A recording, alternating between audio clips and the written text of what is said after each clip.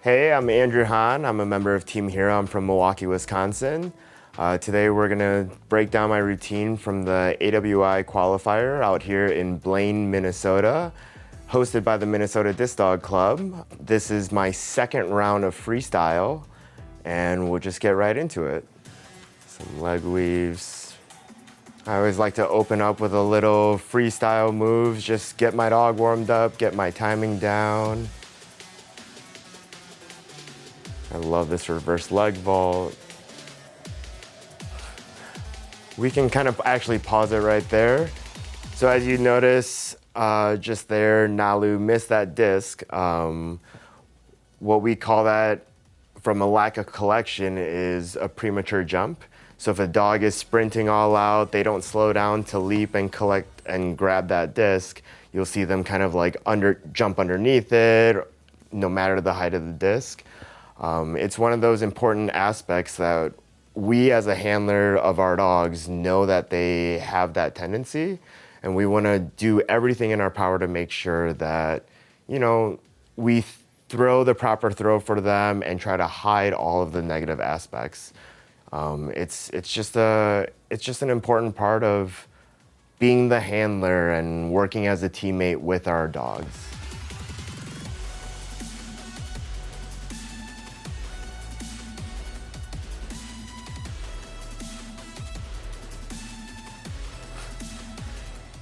All right, we'll pause there too. A lot of times you'll see top freestylers, they will do a lot of dog catches, which is what that was. It was from a flip to a dog catch.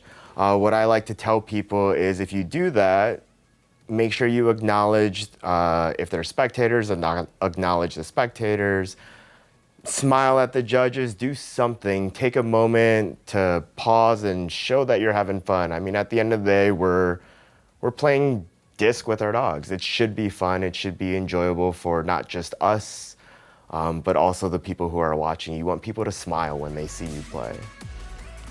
Just another varied release, upside down throw.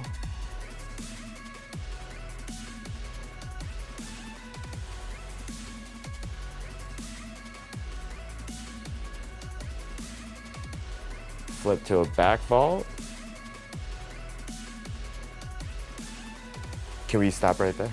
We're not gonna talk about that miss, but if you notice, something that I do is after I pull him through and I'm about to make that throw, I wait. What I'm waiting for is a lot of times I'll see people, if their dogs are running in a certain direction, they don't really take note of where their dog is in relation to where they wanna throw.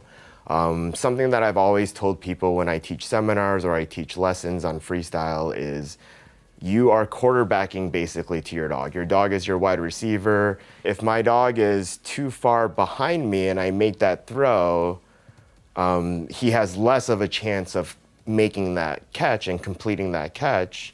So I always tell people to make sure, you're getting ready to do that throw. Don't just whip it out there all willy-nilly. Like, you wanna make sure that your dog's in the right spot, you know where to throw it, and then make that throw.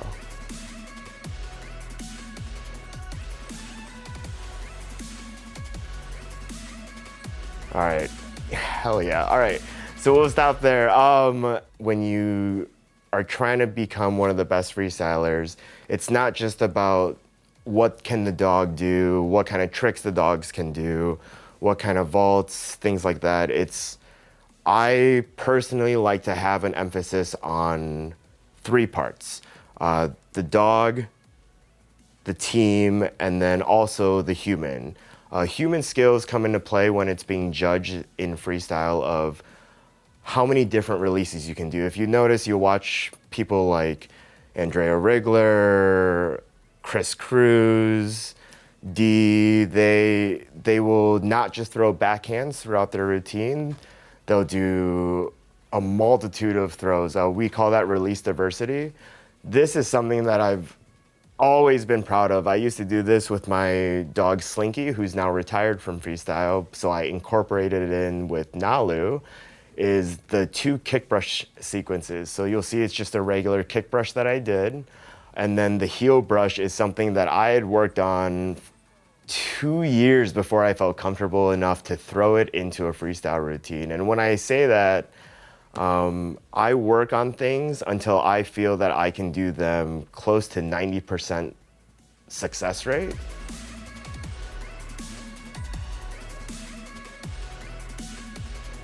All right, we'll stop right there for a second. Just barely out of frame. When I come into frame, you'll see me running to meet him. That's another big thing that, personally, I think is really important to show that you are working as a team. It's not just about the dog running around on the field doing all the hard work.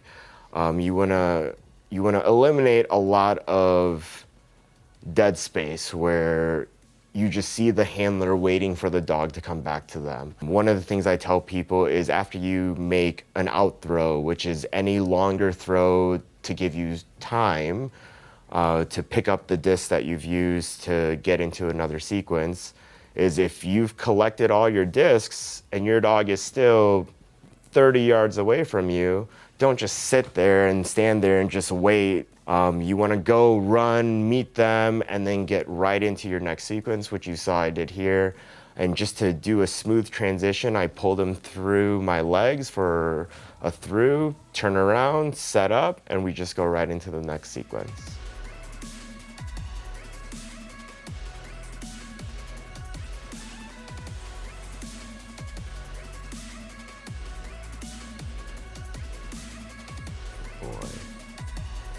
This is going to be another moment where I'm looking, checking in where the dog's at to make that throw.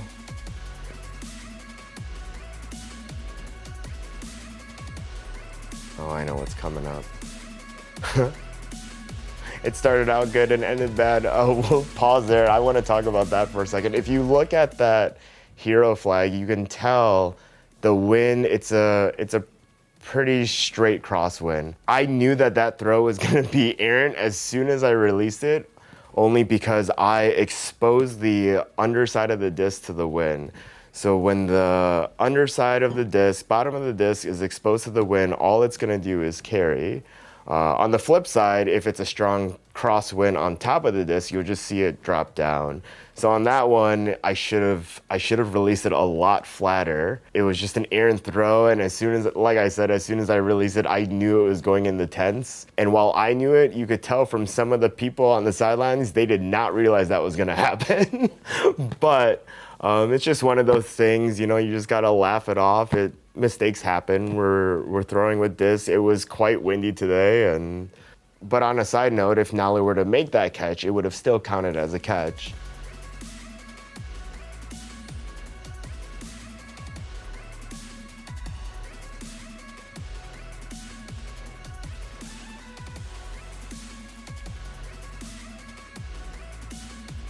All right, we'll pause it for a second. If you noticed before Nalu and I started this sequence, I kind of did a change of pace in my own play. What I mean by that is I didn't just go right into it. We kind of stopped, set up.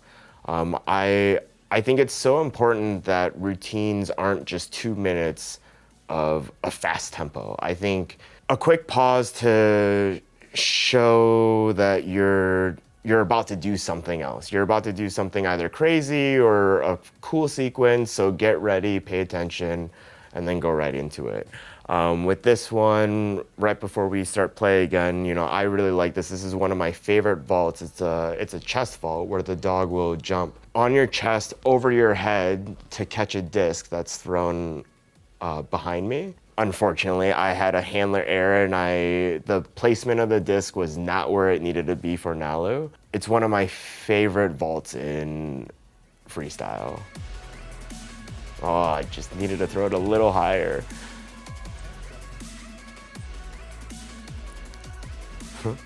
Make a mistake, keep going, it's all good. And that's another one of my, we can pause that. It's becoming more of a popular thing for people to do a dog catch and throw the disc up to their dog for just another catch. Something as a freestyler is I like seeing tricks like that. How do I take it to another level? You always want to see about elevating things or trying to come up with new and unique moves. working on that toe tap. I throw it up, my toe pops it straight up, and Nalu catches it. It's one of those tricks that you're just proud of hitting. That and the heel brush are two of my favorite ones. Yep, I did that move. It was after time, and I made sure that the judges knew about that. If you do anything after time, you know, it's not judged, obviously, but the judging aspect is only from the first disc that's thrown at the very beginning. That's how time begins in most venues until time is called at the end.